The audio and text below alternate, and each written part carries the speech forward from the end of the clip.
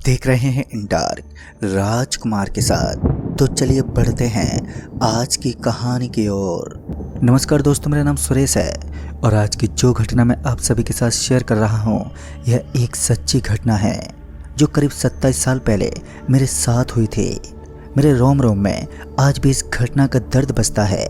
जब भी मुझे इस घटना की याद आती है तो मेरा शरीर कपकपाने लगता है। खौफ की आंधी ने मेरी जिंदगी बदल कर रख दी। दिसंबर का महीना चल रहा था और ठंड अपने जोर पर थी। कोहरे और धुंध की वजह से सुबह के करीब 2:30 बजे मुझे कुछ भी नजर ही नहीं आ रहा था। इस वक्त मैं बस स्टैंड के लिए निकला और मेरे एक हाथ में सामान से भरा हुआ थैला था तो दूसरे हाथ में खाने का एक टिफिन, जिसे लेकर आज मैं एकेडमी के लिए निकल पड़ा। दरअसल एग्ज़ाम की तैयारी के खातिर मुझे आज अपने घर से निकलना पड़ा। सुबह के करीब 2 बजे मम्मी ने टिफ़िन बनाकर तैयार कर दिया था, जिस वजह से मैं बिना देरी किए बस स्टैंड पर पहुंच गया। जब मैं बस स्टैंड पर पहुंचा तो पहले से मेरे अलावा कुछ और यात्री लोग बैठे हुए थे। बस का इंतज़ार करते हुए करीब 15 मिनट बीत गए, तब जाकर एक बस मिली। सभी लोग जल्दबाजी करते हुए उसके अंदर पहुंच गए। धक्का मुक्की में मेरा बटवा पता नहीं कहाँ पर, लेकिन चोरी हो गया। जब तक मैं अपने पर्स को संभाल पाता तब तक सब गलत हो गया था। और जब मैंने इस बारे में कंडक्टर को बताया तो उसे मेरी बातों पर यकीन ही नहीं हुआ और उसने मुझे रामू खेड़ा नामक गांव के पास ही बस से नीचे उतार दिया।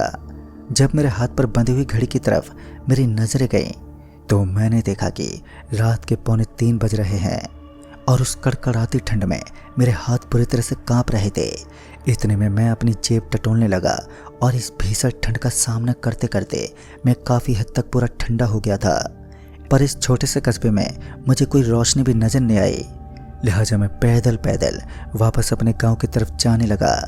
और इसी बीच में मुझे 2 हेडलाइट चमकती दिखी।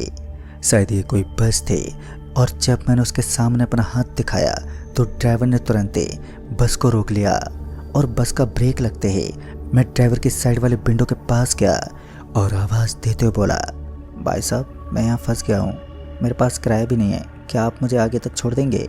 उस बस के ड्राइवर ने अपनी मुंडी नीचे की तरफ झुका ली, यानी कि वो मुझे आगे तक छोड़ देगा। उस बस का कलर सफ़ेद था, लिहाजा मैं बिना सोचे समझे उस बस में चढ़ गया।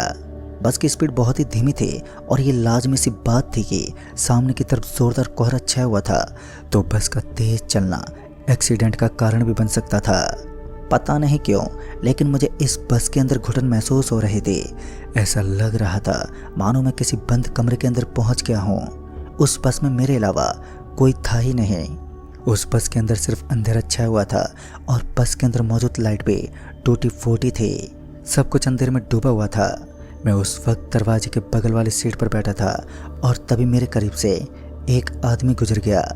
जहां मुझे इस बस के अंदर कोई नजर ही नहीं आया था, तो अब मुझे लोगों की भीड़ दिखाई देने लगी, जो कि सच में हैरान कर देने वाली बात थी। कुछ देर पहले जहां सिर्फ सन्नाटा था, तो अब लोगों की बोलने और आपस में बातचीत करने की आवाज़ें आने लगी। अब तो मेरे बगल वाली सीट पर भी मुझे एक व्यक्ति दिखाई देने लगा।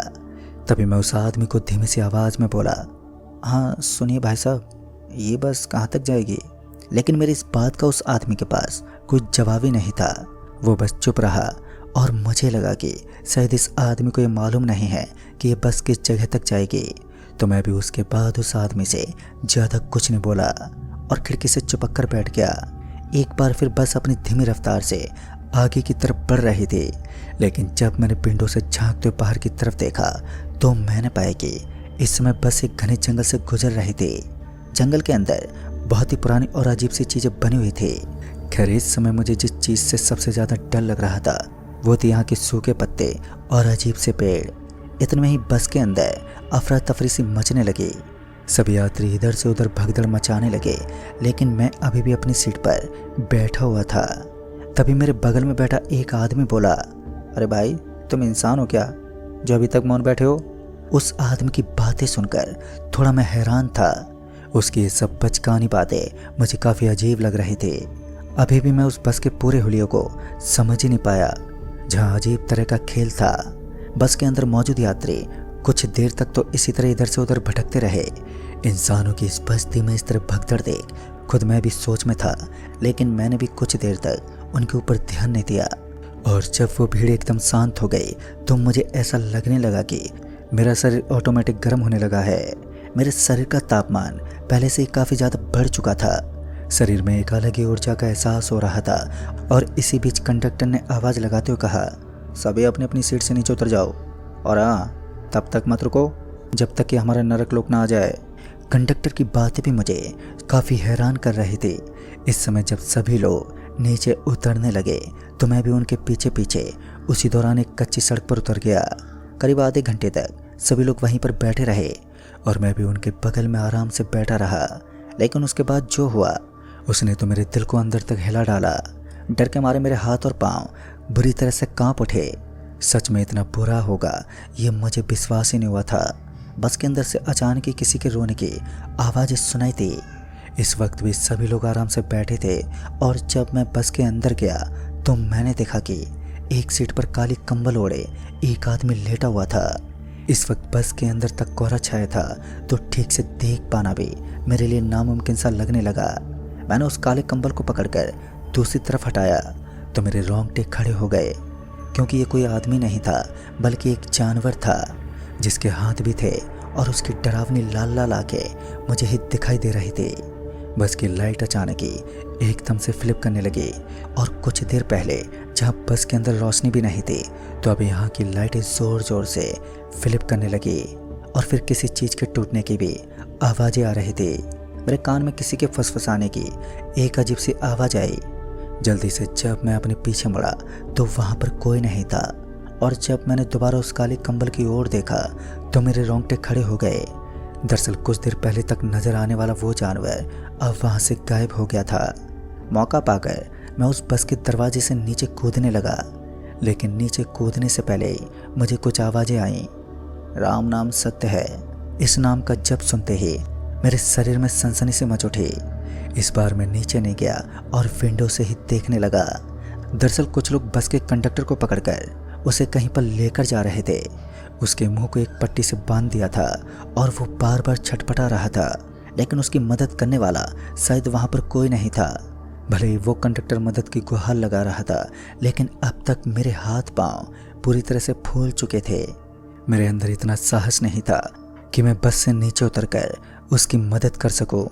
मैंने जीने की उम्मीद तो उस वक्त त्याग दी जब मैंने देखा कि वो सभी लोग जो उस कंडक्टर को पकड़कर ले जा रहे थे और वो असल में भूतों की एक सेना है, जिसका अंदाजा मैं इस बात से लगा सकता था कि उन सभी की मुंडी पीछे की तरफ घूमी हुई थी। कुछ तो अजीब ढंग से चल रहे थे तो कुछ आधे हवा में उठे हुए थे।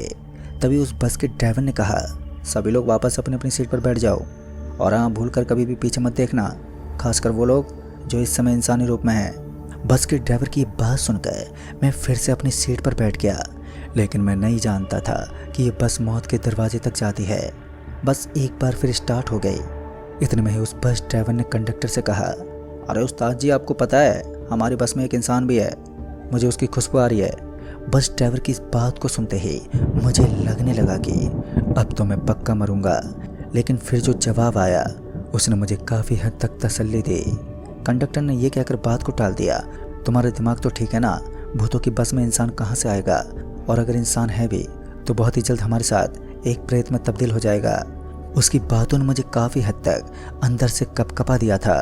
कहते हैं जब इंसान पूरी तरीके से खतरे में फंस जाता है और उसके सारे दरवाजे बंद हो जाते हैं, तब भी एक दरवाज़ा होता है जो उसकी जान बचाने का एक पहलू होता है। कहीं ना कहीं मेरे अगल बगल में इस खतरे से बचने का कोई रास्ता तो था। आज मेरे लिए इतना बुरा साबित होगा मैंने अपने सपने में भी नहीं सोचा था।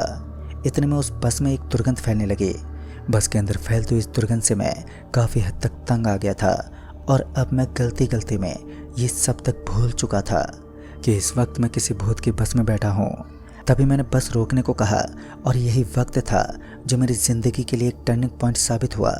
मैं अपनी सीट से उठा और चिल्लाते हुए बस को रोकने को कहने लगा।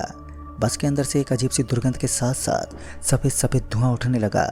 इस धुएं की गहराई इतनी ज़्यादा थी कि अब धुंध के साथ उस धुएं ने ज़ोरदार रूप ले लिया। मैं किसी तरह बस से नीचे उतरने लगा, लेकिन अब बस ने इतनी रफ्तार पकड़ ली थी कि बगल से गुजरने वाले पेड़ पौधों की हवा भी बहुत तेज़ी से लग रही थी। अभी बस स्पीड के साथ गुजरी रही थी कि अचानक ही मौका पाकर मैं अपनी ज़िंदगी को दांव पर लगाते हुए मैं बस से नीचे कूद गया। उस समय मेरा सर एक पेड़ से टकरा गया और जैसे ही मेरा सर उस पेड़ से टकराया तो मेरा दिल बाहर आ पहुंचा। मेरे सर से ज़ोरदार खून बहने लगा। पता नहीं मैं किस स्थान पर था जहां दोनों तरफ लंबे लंबे तार लगे हुए थे। और फिर उसके बाद मुझे पता चला कि ये तो एक पावर हाउस है जहां से बिजली की सुविधा मिलती है। काफ़ी देर तक तो मैं वहीं पर भटकता रहा, दर्द के मारे काफ़ी ज़ोरों से कराता रहा। और कुछ देर के बाद मुझे उस पावर हाउस के पास एक गार्ड का रूम दिखाई दिया, जिस वजह से मैं मदद की गुहार लगाते हुए उस रूम के पास गया। तब तक मेरी हालत बहुत ज़्यादा ख़राब हो गई थी। दर्द के मारे मेरा सर फटता जा रहा था और मैं उस कमरे को खटखटाते हुए उसकी सीढ़ियों पर गिर गया। और फिर उसके तुरंत बाद ही मेरी आंखों के सामने काले अंधेरे की छाया आ गई। जब मेरी आंख खुली तो मैंने देखा कि मैं उसी बस के अंदर लेटा हूँ जहाँ मेरे बगल में एक अजीब सा दिखने वाला इंसान था। लेकिन धैर्य की बात तो ये थी कि इस समय मैं एक बस डिपो के अंदर था जहाँ पर कुछ लोग इधर से उधर गुजर रहे थे। एक अच्छी राहत के साथ जब मैं उस आदमी के पास से उठा तो उसने मुझे बस से नीचे जाने का सुझाव दिया। दोस्तों, मुझे नहीं मालूम कि उस दिन मेरे साथ क्या हुआ और आखिर मैं उस बस के अंदर कैसे पहुंचा, लेकिन उस बस का राज जानने के बाद सच में मेरे पांव तले ज़मीन खिसक गई। आज भी मैं तहे दिल से उस गार्ड का शुक्रिया अदा करता हूँ जिसने मेरी ज़िंदगी बचाने में एक अहम भूमिका निभाई। तो दोस्तों, इस कहानी में बस इतना ही। तब तक के लिए बाय एंड टेक केयर।